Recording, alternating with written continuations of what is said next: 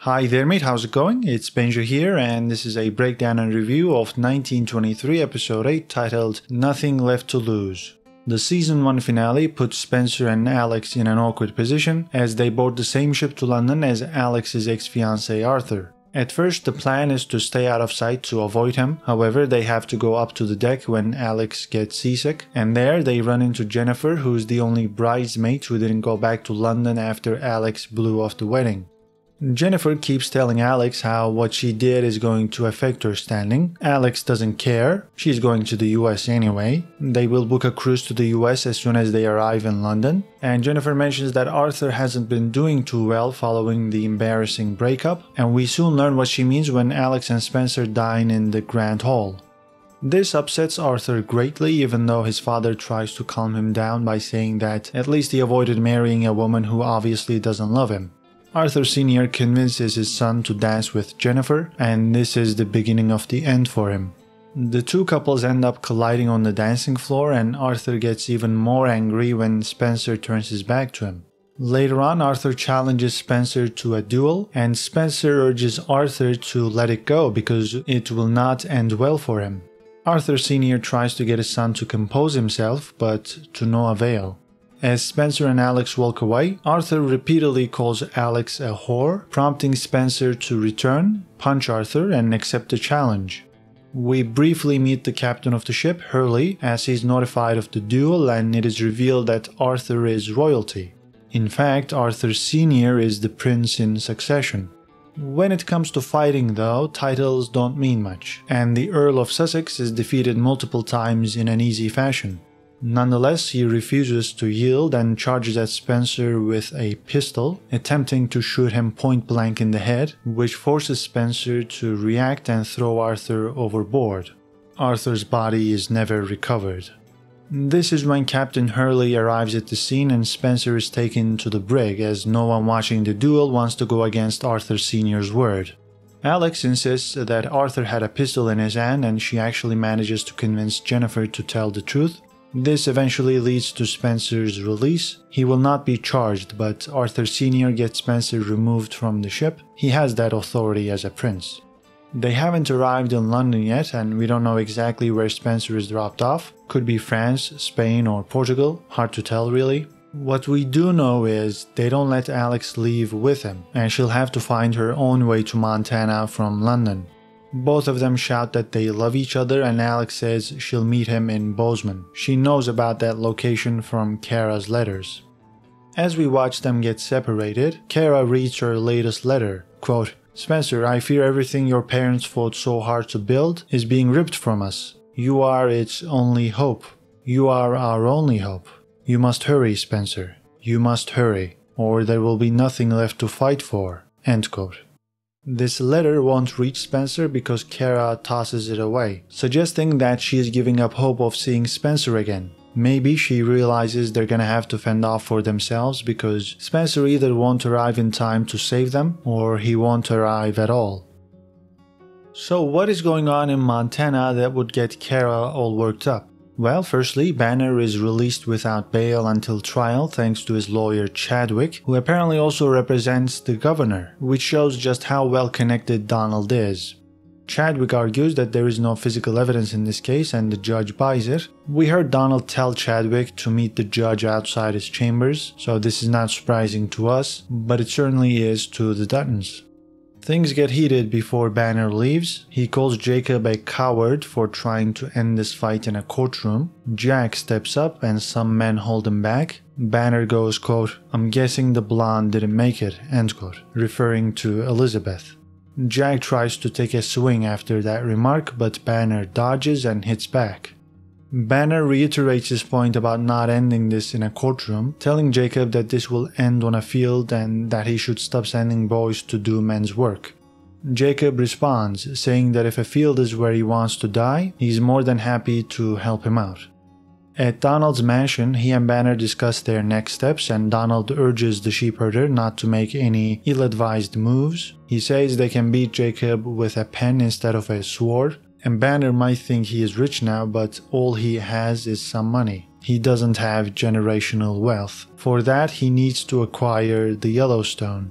How could he do that? Well, luckily Donald is helping him. He has sources everywhere, and one of those sources works at the bank Jacob deals with. Jacob goes there for a loan. He needs some money to buy more hay for his cattle to make sure they survive the winter. But the bank has been hurt by these kinds of loans before, not by Jacob, by other ranchers, which is why they've stopped giving out these types of loans altogether.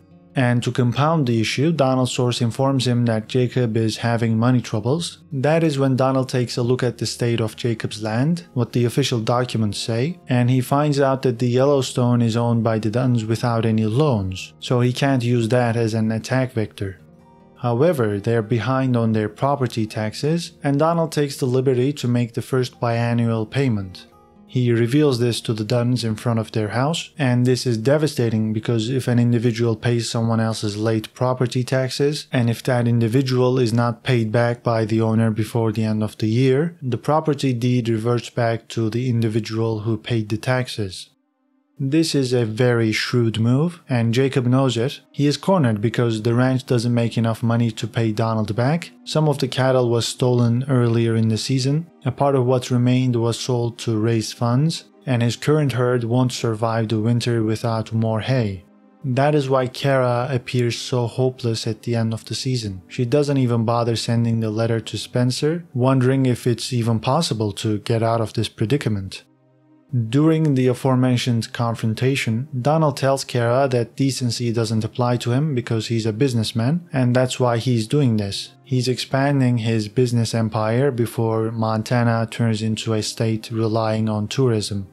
Talking of decency, Donald continues to fool around with the 2 prostitutes he hired. He reveals that he doesn't enjoy watching people suffer, and instead he likes watching people enjoy the power they hold over someone else. So he keeps playing these twisted games and slowly makes the 2 women hitting each other enjoy it.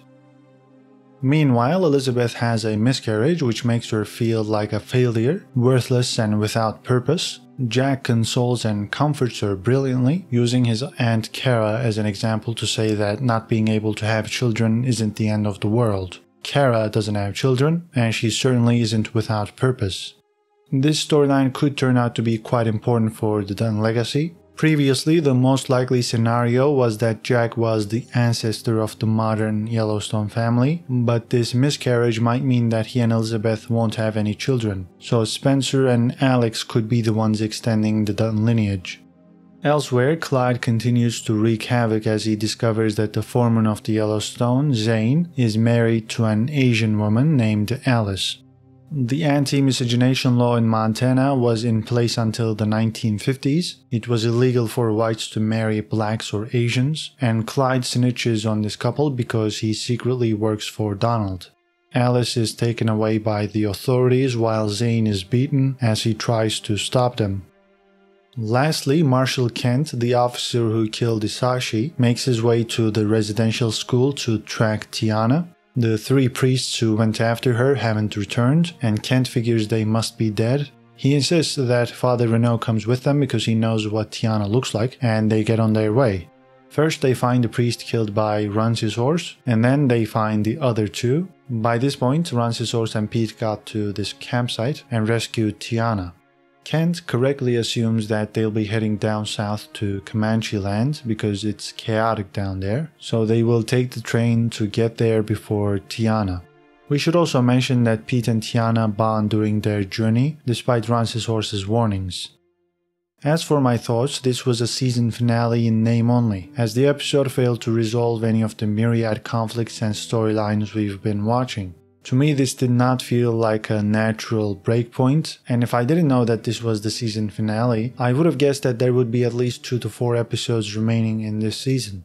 That's my biggest criticism of season 1. It's okay to divide stories into different parts, but you have to resolve some conflicts in each edition, and my guess was that the Banner issue would be resolved this season, and Donald would take center stage in season 2, but we haven't even made it to Banner's actual trial. The ambush on the Dutton convoy was in episode 3, so they had 5 episodes after that to conclude Banner's journey, but they haven't.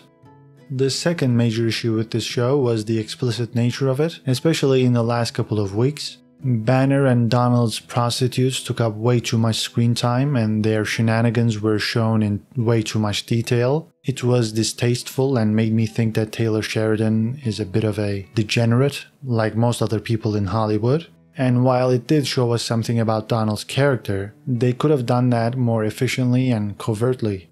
That was the bad part, but my overall view of the show remains positive. I've enjoyed watching 3 separate storylines, one in Montana following Jacob and the ongoings in and around the ranch, the second one in Africa showing Spencer's journey of finding love and finding himself and trying to find his way home, and lastly Teonna's escape from the hellish experience she was put through. The acting and most of the characters were convincing. Helen Mirren as Kara was one of my favorites. Spencer was a badass dude who managed to carry the Dutton name with ease. The main villain, Donald, is the best antagonist in all of these Yellowstone shows, and I can go on. The on-location shooting, the set design, and costumes made the world feel real. The background music was very similar to 1883, which helped make this feel like a sequel. And overall, there was enough of almost everything. I'm talking about romance, action, political back and forth, family dynamics, the way they constantly depicted how the world was changing. So I think technically this was a very good show. Time to reveal my rating now. You can see my scale on the left hand side. I will give 1923 Season 1 an 8 out of 10. Tell me your rating in the comments, as well as your thoughts on the season finale. Like the video if you've enjoyed it. Keep your eyes peeled and subscribe for an extensive Season 1 recap compilation, which should be out in the next few days. And soon I'll start covering Perry Mason Season 2 and Succession Season 4. That is it for now, take care and see you in the next video.